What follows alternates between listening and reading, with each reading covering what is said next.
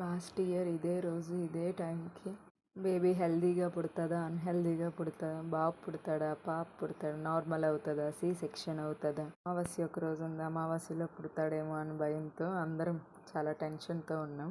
అందరూ ఒక బాధలో ఉంటే నేను మాత్రం నాకు నార్మలే అవ్వాలి, ఆపరేషన్ అవ్వకూడదు, ఎవరితో చేయించుకోకూడదు అనే టెన్షన్లోనే ఉన్నారు.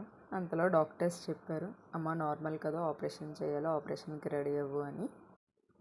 అందరూ బాబు పుట్టాలా పాప పుట్టాలా అనే టెన్షన్లో ఉంటే నేను మాత్రం నాకు ఆపరేషన్ అయిపోతుంది అయ్యో అని చెప్పి ఏడ్చుకుంటూనే ఉన్నాను. డాక్టర్స్ అందరూ ఆపరేషన్ ఏం అవ్వదమ్మా టెన్షన్ పడకని అంటున్నారు. కానీ నేను టెన్షన్ దానికి కాదు, నార్మల్ అవ్వాల్సింది ఆపరేషన్ అయిపోతుంది అన్న బాధలో ఉన్నాను.